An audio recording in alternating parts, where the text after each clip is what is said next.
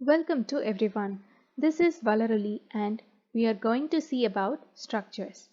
In this video, we'll be learning about the basic definitions of structures and how to pass structures into functions. Before everything, we have to know what are structures.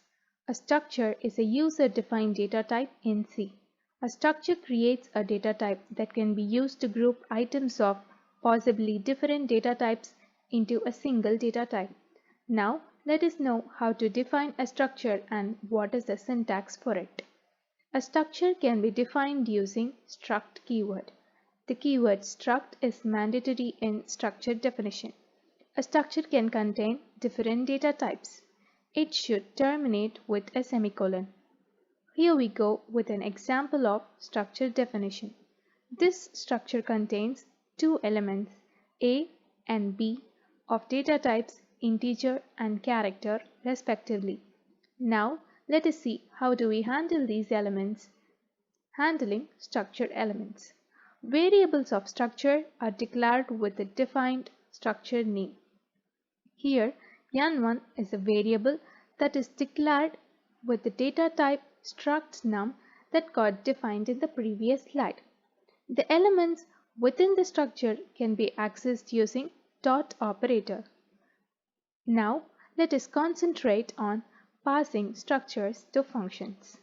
Structures can be passed to functions by three methods: call by value, call by reference, or it can be globally declared so that every part of the code can access the structure. The structure name is given as data type for the structures that is to be passed as parameters, or return type for the function that is supposed to return the structures. Now let us start coding and see some more examples for passing structures to functions. Choose a convenient compiler to follow the processing of coding. This is an example of code for call by value method. This code contains four parts: the structure part, two function parts, and the main part. The structure part contains the structure definition, struct keyword followed by the structure name and the body of the structure. This is how we need to define a structure. This structure contains two variables, age of data type integer and name, which is a character array. Now we are moving to the main part. In the main part, we are declaring a variable s of data type struct std. S is used to access the structure elements within this main function. S is equal to input S. The meaning of the statement is S stores the value that is returned by the input function. So the return type of the input function should be struct std, the data type which is defined. And also a structure is passed as parameter for both input and print functions. So the input function and print function should have the struct std data type in the formal parameters. Now we are going to focus on input function. The function name clarifies as this function is going to get input from the user. So we are using scanf statements to get input from the user. We have two data types, integer and character array. Character array works as string. So the first input is of data type string and the access specifier is to be of the data type of the variable we are going to access. s1.name. Name is a character array which acts as string. So %s is used to get input name. And also age is an integer. So %d access specifier is used to get integer as an input. They are stored in name and age, which belongs to the variable s1. That is a local variable that we declare here in the function. The local variable is returned. So the return type should also be struct std. The value returned by the input function is stored in the variable s, and the same variable is passed as parameter in print function also. So those values are assigned to the structure s2, which is a local variable for print function. So the values can be accessed with the help of s2.name and s2.age.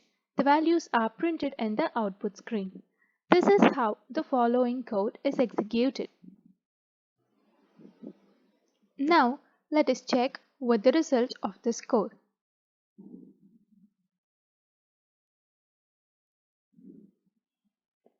Enter student name. We are entering a student name here. We have to enter the age of the student. So a number is entered, and the values are displayed as per the print function. Now this code is going to undergo some small alterations to give us an example for call by reference method. In the call by reference method, we will be passing only the address of the structures as parameters to the functions. So in both the actual parameters, we are adding address of operators. Since we pass address, here in the formal parameters, we need to add the pointer operators.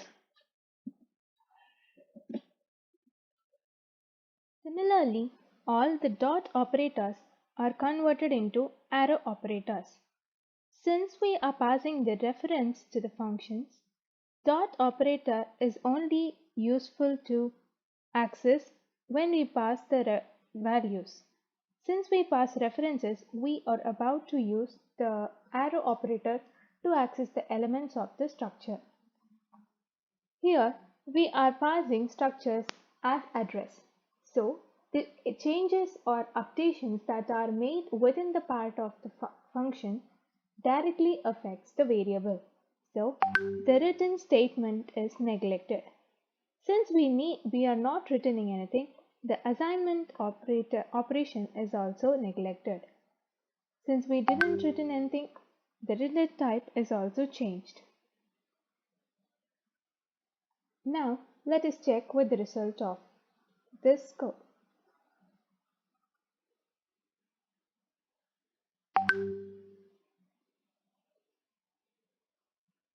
Enter student name. We will be getting a very similar output.